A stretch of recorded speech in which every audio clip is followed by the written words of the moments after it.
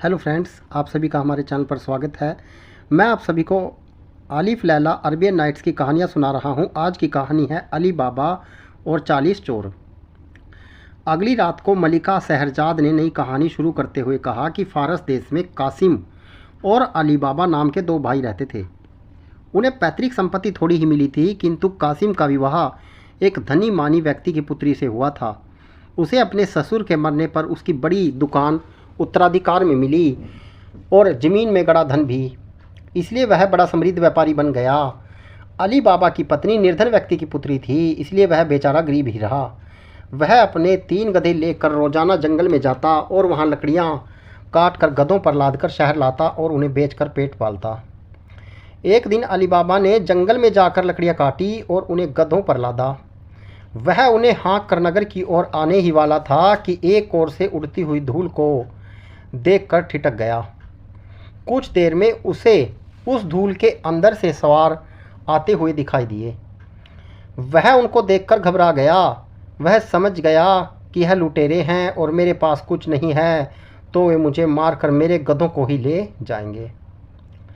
वह सोचने लगा कि जल्दी में जंगल से निकल जाए, किंतु यह संभव न था, क्योंकि सवार बड़ी तेजी से आ रहे थे। उसने अपने गधों को इधर उधर हाँक दिया और खुद एक घने पेड़ पर चढ़ गया, जहाँ से वह तो सब कुछ देख सकता था, लेकिन उसे कोई नहीं देख सकता था। उस वृक्ष के पास एक बहुत ऊंचा पहाड़ था। सवार आकर उसी पहाड़ पर उतरे। अली बाबा को निश्चय हो गया कि यह डाकू हैं और उनके पास बड़े बड़े बोरे थे, जिनमें परदेशियों यात्रियों से लूटी हुई जिनमें परदेसी यात्रियों से लूटी हुई संपत्ति थी। अली बाबा ने गिन कर देखा तो वे संख्या में 40 थे।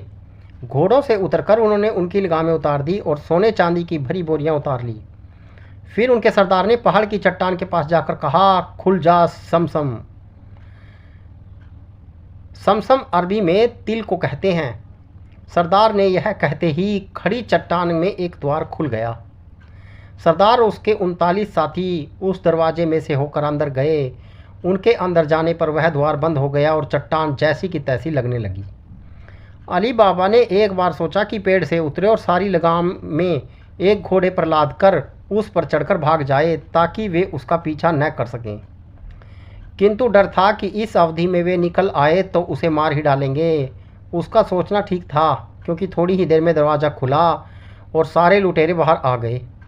सरदार निकला और निकल कर बोला, बंद हो जा समसम। उसके यह कहते ही दरवाज़ा बंद हो गया और चट्टान पूर्ववत हो गई।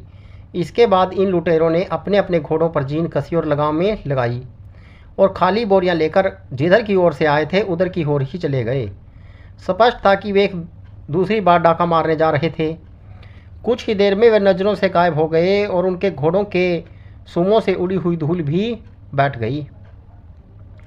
उन लोगों के प्रस्थान के कुछ देर बाद अली बाबा पेड़ से उतरा। उस समय तक उसे विश्वास हो गया था कि लुटेरे जल्द वापस न आएंगे। वह चट्टान के पास गया और उसने चाहा कि इस बात की परीक्षा करे कि वह भी दरवाजे को खोल सकता है या नहीं। उसने जोर से कहा, खुल जा समसम।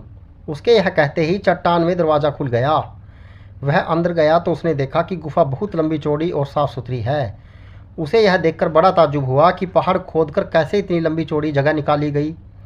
गुफा का विस्तार तो बहुत अधिक था, किंतु उसकी छत आदमी की ऊंचाई से कुछ ही अधिक थी। किंतु इधर उधर पहाड़ के ढलान पर बने हुए सुराखों से उसमें ऐसी रोशनी आ रही थी कि सब कुछ दिखाई दे रहा था। अली बाबा ने देखा कि वह पूरी गुफा मूल्यवान वस्तुओं से भरी पड़ी है। हर प्रकार के माल की गठरियाँ वहाँ रखी दिखाई दी। कई जगह फर्श से लेकर छत तक बहुमूल्य वस्त्रों तथा कमखाब, चिकन, अतलस आदि के थान कायदे से रखे थे। इसके अतिरिक्त बहुमूल्य मसाले और कपूर आदि की पेटियां थीं। गुफा के एक सिरे पर कई संदूक और कई घड़े अशरफियों और रुपयों आदि से भरे हुए रखे थे। अली बाबा के सामने स्पष्ट हो गया कि यह सारी संपत्ति इन 40 लुटेरों की ही जमा की हुई नहीं है, बल्कि सैकड़ों वर्षों से इन लुटेरों के पूर्वज उसे उस गुफा में जमा करते आए हैं, क्योंकि जहाँ तक दृष्टि जाती थी वहाँ तक गुफा में मूल्यवान वस्तुएं रखी दिखाई देती थी। अली बाबा के अंदर जाते ही गुफा का द्वार बंद हो गया। यह द्वार इसी प्रकार बना था कि लोगों के अंदर जाते ही अपने आप बंद हो जाता था। अली बाबा जितनी अशरफियों की थैलियाँ उठा सकता था उतनी उठाया लाया और मंत्र द्वारा दरवाज़ा खुलवा कर उसने अपने गधों पर थैलियाँ लादी और उन्हें छुपाने के लिए कुछ लकड़ियाँ रखी और फिर कहा, बंद हो जा समसम। उसके यह कहते ही गुफा का द्वार बंद हो गया। अली बाबा रोज की भांति गधे हाँकता हुआ अपने घर आ गया। घर के अंदर गधे लाकर उसने दरवाज़ा बंद किया और एक और लकड़ियाँ रख दी और दूसरी ओर अशरफियों की थैलियाँ। आज उसे लकड़ियों की चिंता नहीं थी। जब वह अशरफियों को अपनी स्त्री के पास ले गया तो वह बहुत घबराई। उसने समझा कि अली बाबा इन्हें किसी से लूट कर या किसी के यहाँ से चुरा कर लाया है। उसने अपने पति को बहुत भला बुरा कहा और कहने लगी, मैं तो मेहनत की थोड़ी कमाई में खुश हूँ। जो माल तुम लूट कर लाए हो उसे मैं हाथ भी नहीं लगाऊंगी। अली बाबा ने कहा, तुम मूर्ख है, मैंने कोई अपराध करके इन्हें प्राप्त नहीं किया।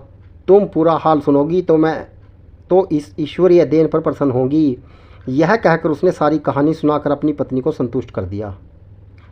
अली बाबा ने उन्हें उसके सामने ढेर कर दिया तो स्त्री की आंखें चौंधिया गई। फिर वह अशरफियों को गिनने लगी। अली बाबा ने कहा, तुम बिल्कुल समझ नहीं है, यह अशरफियाँ इतनी है कि शाम तक गिनती रहोगी। लाओ मैं गड्ढा खोद कर इन्हें गाड़ देता हूँ कि किसी को इसका पता न चले। उसकी पत्नी ने कहा, अच्छा मैं इन्हें गिनूंगी नहीं, किंतु अंदाज़ा जरूर करना चाहिए कि यह कितनी है, मैं इन्हें तोल लूँगी। यह कहकर वह कासिम के घर गई और उसकी स्त्री से तराजू मांगने लगी। कासिम की स्त्री को ताज्जुब हुआ कि इन रोज़ बाजार से लाने और खाने वाले लोगों के पास कौन सा अनाज आ गया जिसे यह तोलना चाहती है। यह जानने के लिए उसने तराजू के पल्ले पर थोड़ी थोड़ी चर्बी लगा दी ताकि तोली जाने वाली वस्तु कुछ उन पर चिपक जाए। अली बाबा की स्त्री ने अशरफियाँ तोली और अली बाबा ने घर के आंगन में गड्ढा खोदा और दोनों ने मिलकर सारी अशरफियाँ उसमें दबा दी। अली बाबा की स्त्री जब कासिम के घर तराजू वापस करने गई तो उसने जल्दी में यह न देखा कि तराजू के एक पल्ले पर एक अशरफी लगी रह गई है। वह तो तराजू दे कर लौट आई। उधर कासिम की स्त्री ने तराजू में अशरफी चिपकी देखी तो पहले तो उसकी समझ में न आया। फिर जब समझ में आया कि तराजू में अशरफियाँ तोली गई हैं तो वह ईर्ष्या की आग में जलने लगी। साथ ही वह इस बात पर भी आश्चर्य करने लगी कि अली बाबा जैसे गरीब लकड़हारे को इतनी अधिक अशरफियाँ कहाँ से मिली कि उन्हें तोलने की ज़रूरत पड़ी। शाम को जब कासिम दुकान बंद करके आया तो उसकी स्त्री ने ताने के स्वर में कहा, तुम अपने को बड़ा अमीर समझते हो, तुम अली बाबा के मुकाबले कुछ नहीं हो। तुम अशरफियाँ गिन कर रखते हो या तोल कर रखता है। कासिम ने कहा, तू क्या बक रही है। उसकी स्त्री ने दिन में घटी घटना उसे सुना दी। साथ ही तराजू में चिपकी अशरफी भी दिखाई जिस पर पुराने ज़माने में किसी बादशाह के नाम की मोहर लगी हुई थी। कासिम को भी जलन के मारे रात भर नींद नहीं आई। दूसरे दिन तड़के ही उठकर वह अली बाबा के घर गया और बोला, भाई तुम लोगों ने अपनी निर्धनता का बहाना क्यों करते हो जबकि तुम्हारे पास अपार संपत्ति है। तुम्हारे पास इतनी अशरफियाँ हैं कि उन्हें गिनने की तुम्हें फुर्सत नहीं है। अली बाबा को कुछ खटका हुआ लेकिन उसने कहा, भैया मैं तुम्हारा मतलब नहीं समझा। सभी जानते हैं कि मैं निर्धन लकड़हारा हूँ। कासिम ने कहा, तुम मुझे झूठ बोलने की कोशिश न करो। यह देखो इसी प्रकार की अनगिनत अशरफियाँ कल तुमने तोली थी या नहीं। उन्हीं को तोलने के लिए तो तुम्हारी स्त्री कल मेरे यहाँ से तराजू मांग कर लाई थी। यह कहकर उसने अशरफियाँ अली बाबा के सामने रख दी। अब अली बाबा को मालूम हो गया कि कासिम की स्त्री ने तराजू में कोई चिपकने वाली चीज़ लगाकर अशरफियों का भेद जान लिया है। उसने पिछले दिन की पूरी घटना विस्तार पूर्वक सुनाई। कासिम ने कहा, तुम्हारी बात से मालूम होता है कि डाकू 2-4 दिन तक वापस नहीं आएंगे, इसलिए तुम अभी मुझे पूरी तरह बताओ कि वह जगह कहाँ है और उसकी क्या पहचान है। बल्कि तुम आज न जाओ, तुम काफ़ी पैसे ले आए। मुझे यह भी बताओ कि द्वार खोलने का मंत्र क्या है। न बताओगे तो मैं तुम्हें चोरी के इल्ज़ाम में धरवा दूंगा। अली बाबा ने विवश होकर उसे सब कुछ बता दिया। कासिम 10 खच्चर लेकर उस जंगल की ओर चल पड़ा। उसे जल्दी ही वह जगह मिल गई और उसने खुल जा समसम तो द्वार भी खुल गया। कासिम खच्चरों को बाहर छोड़कर गुफा के अंदर गया। उसके अंदर जाते ही दरवाज़ा बंद हो गया। कासिम ने इतनी दौलत देखी तो आनंद से नाचने लगा। वह हर चीज़ को अच्छी तरह परख कर देखता रहा। इस चक्कर में उसे न सिर्फ बहुत देर हो गई अपितु वह खुल जा समसम का मंत्र भी भूल गया। आखिर में वह सबसे कीमती सिक्कों और रत्नों के 10 भारी बोझ बनाकर दरवाजे के पास आया, किंतु चूंकि वह ठीक शब्द भूल गया था इसलिए कभी कहता खुल जा गेहूँ, कभी कहता खुल जा जौ और कभी द्वार बंद का बंद रहता। अब उसकी जान सूखने लगी कि वह इस गुफा में भूखा प्यासा मर जाएगा। संयोग की बात थी कि लुटेरे भी कहीं से लूटपाट करके उसी दोपहर को आ गए। उन्होंने गुफा के बाहर 10 खच्चर बंधे देखे तो उन्हें आश्चर्य हुआ कि इन खच्चरों को यहाँ कौन लाया है। आसपास देखा तो कोई दिखाई नहीं दिया। अंत में उन्होंने खच्चरों की चिंता छोड़कर अपनी लाई हुई संपत्ति को गुफा में रखने की सोची। सरदार ने कहा, खुल जा सम सम, और यह कहते ही दरवाज़ा खुल गया। कासिम यह तो समझ ही गया था कि लुटेरे आ गए हैं। वह दरवाज़ा खुलते ही जान बचाने के लिए बाहर भागा, लेकिन डाकुओं ने उसे वहीं दबोच लिया। वे उसे घसीटकर गुफा के अंदर ले गए और उसे मारकर उसके शरीर के 4 टुकड़े कर दिए। वे लोग देर तक इस बात पर बहस करते रहे कि इस आदमी को इस गुफा का भेद कैसे मालूम हुआ और किसने इसे गुप्त द्वार खोलने की तकरीब बताई। देर तक बहस करने के बाद भी वे किसी नतीजे पर न पहुँचे। उन्होंने तय किया कि लाश को गुफा के अंदर ही सड़ने दिया जाए, क्योंकि बाहर फेंकने से यह खतरा था कि औरों की निगाह पड़ेगी। उन्होंने दरवाजे के पास ही इधर उधर लाश के टुकड़े फेंक दिए और लूट का माल रखकर जल्दी से बाहर आ गए। जल्दी और कासिम के द्वारा की हुई गड़बड़ से उन्हें यह न मालूम हुआ कि असरफियाँ कम हो गई हैं। वे बाहर आकर कासिम के खच्चर भी हाँक ले गए और आश्वस्त हो गए कि अब इनका भेद कोई नहीं जानता। इधर रात होने पर भी जब कासिम घर वापस नहीं लौटा तो उसकी स्त्री अली बाबा के घर आई। उसे यह तो मालूम नहीं था कि अली बाबा और कासिम में क्या बात हुई थी और अली बाबा ने उसे क्या बताया था। उसने अली बाबा से कहा, देवर जी, तुम्हारे भाई साहब दिन में 10 खच्चर लेकर न जाने कहाँ चले गए हैं। मुझे यह कह गए कि 2-3 घंटों में वापस आ जाऊँगा। देर हुई तो मैंने दुकान में भी पूछवाया, वहाँ नौकरों ने बताया कि आज मालिक आए ही नहीं। अब रात हो गई, अभी तक वह नहीं आए। समझ में नहीं आता क्या करूं और किससे पूछूं। तुम ही कुछ पता लगाओ उनका। अली बाबा का माथा ठनका कि जंगल में कहीं कुछ गड़बड़ हो गई। प्रकट में उसने कहा, भाभी घबराओ नहीं, भैया होशियार आदमी हैं, कोई बच्चे नहीं हैं, किसी ज़रूरी काम से कहीं रह गए होंगे, सुबह तक आ ही जाएंगे। वैसे भी रात को कहाँ तलाश किया जाए, शहर का फाटक भी बंद हो गया होगा, इसलिए बाहर भी नहीं जाया जा सकता। कासिम की पत्नी विवश होकर घर लौट गई। वह रात भर अपने पति के लिए व्याकुल रही और चुपके चुपके रोती रही।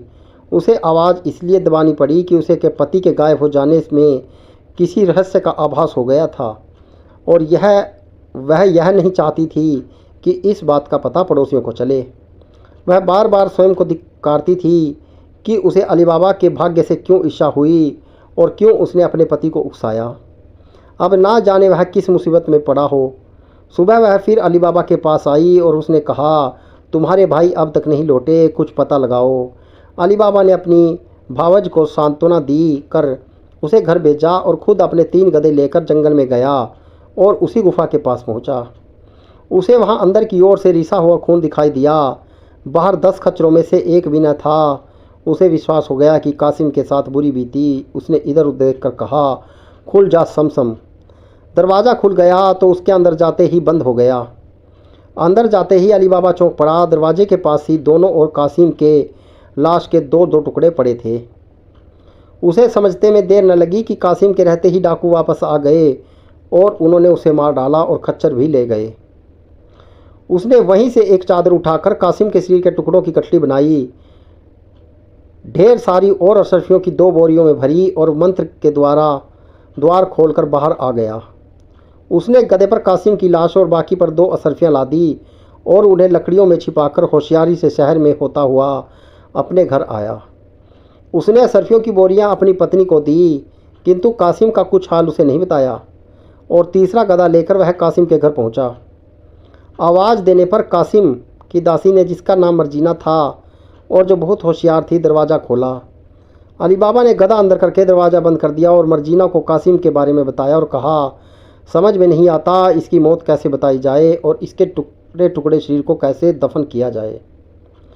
मर्जीना ने कुछ सोच कर कहा, आप मालकिन को संभाले, बाकी काम मैं ठीक कर लूँगी।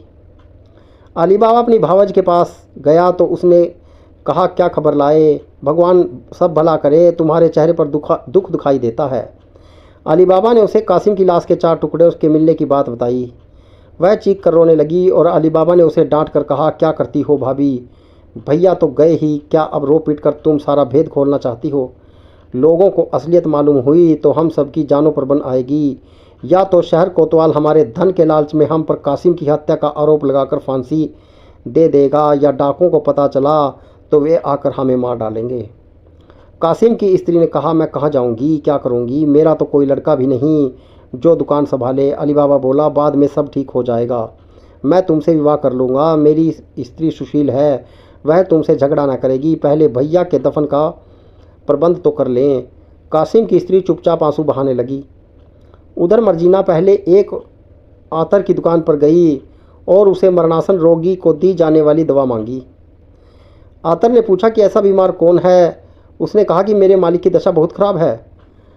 आतार ने एक दवाई दी और कहा कि इससे ठीक न हो तो फिर आना, मैं और प्रभावशाली औषधि दूंगा। मर्जीना दवा लेकर एक बूढ़े मोची के पास, जो दूर के एक मोहल्ले में रहता था, गई। मोची का नाम मुस्तफ़ा था। उसकी दुकान में अंधेरा सा था, लेकिन वह डट कर काम कर रहा था। मर्जीना बोली, बाबा मुस्तफ़ा, तुम बड़े होशियार आदमी मालूम होते हो, इतने अंधेरे में ऐसे नाजुक सिलाई कर रहे हो। मोची हंसकर बोला, लड़की तू समझती क्या है, मैं तो इससे भी अधिक अंधेरे में तुझे काट कर दोबारा जोड़ दूं। मर्जीना ने पास आकर फुसफुसाकर कहा, बाबा मुझे तुम मत काटो जोड़ो, लेकिन एक ऐसा ही काम है। दाम अच्छे मिलेंगे लेकिन किसी को पता न चले। एक अशरफी मिलेगी। अशरफी के लालच में बूढ़ा तैयार हो गया। मर्जीना ने कहा, किंतु उस चौराहे के आगे मैं तुम्हारी आंखों पर पट्टी बांध दूंगी। बूढ़ा पहले इस पर तैयार नहीं हुआ, किंतु जब उसे मर्जी